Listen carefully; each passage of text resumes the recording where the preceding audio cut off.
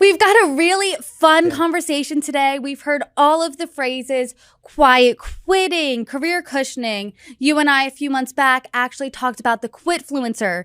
The latest catchphrase is bare minimum Mondays. What can you tell us?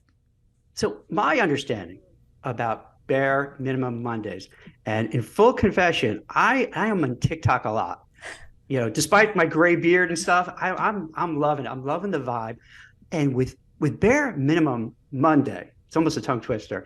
It basically, my understanding is this: after the Sunday scaries, Sunday afternoon, Sunday night, dreading coming in Monday. And let's be frank too, Brittany, most people, myself included, like 2 days is not a lot. One day maybe you're doing some fun stuff, and then Sunday you're running errands, you go to laundry, you're going shopping. So the time you come in on Monday morning, you're shot, you're tired, you're exhausted.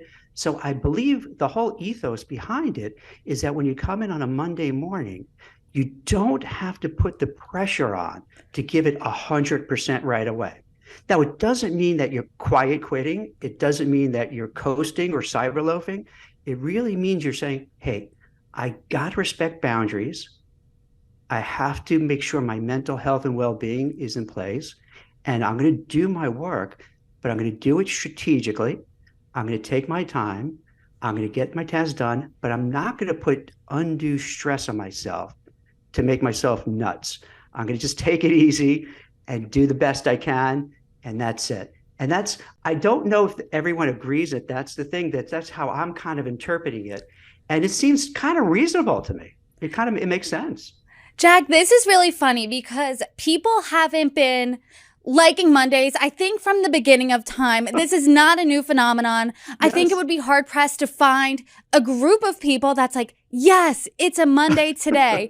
So why are people on TikTok and employees now feeling empowered to put a catchphrase on bare minimum Mondays, things like that, and speak about it?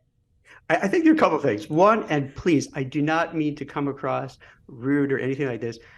It almost feels that a lot of the folks who are doing these TikToks, who are coming up with these really interesting catchphrases, they feel like they're inventing this, that this is the first time ever in the history of work that they came up with this. You don't realize old guys like me, we've been going through this for decades, and it's always Mondays suck. Mondays are the worst. Mondays are terrible. It's awful. So I think it's this phenomenon, as you mentioned, Brittany, that's been going on forever, but now you have a cool catchphrase to it.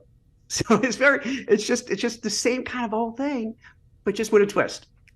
And we've heard phrases like this before, Yeah. Sunday scaries, things like that. Try less Tuesdays, I think, is a new one. Yes.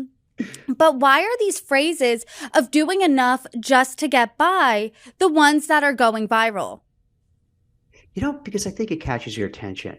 We all feel, and I don't want to say we all, but I think many people feel, especially lately, you worried, and no exaggeration, think about it, we're worried about what's going to happen with the war in the Ukraine. Is it going to spill over? Could it be World War III? We have record levels of inflation. We have high interest rates. Families are finding it hard to buy homes because they can't make the mortgage payments. Hundreds of thousands of people have lost their jobs. It's kind of like a white collar recession. So there's a lot of concern out there. There are a lot of worries. There's a lot of anxiety. There's a lot of stress, a lot of pressure.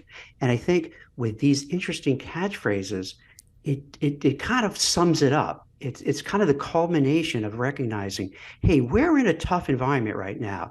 Maybe we could hit a recession, maybe we won't. So in a way, I think, the people on social media are trying to just get their arms around what's happening, try to capture the feel, the vibe that's going on, and make some sense out of it. And I think they're also trying to make some sense out of it for themselves too, to understand, like, what is happening? Why am I always feeling tired? Why am I always feeling worn out? Why am I always feeling, like depleted? So I think this is a kind of universal thing that we're all going through, particularly in this very stressful time period.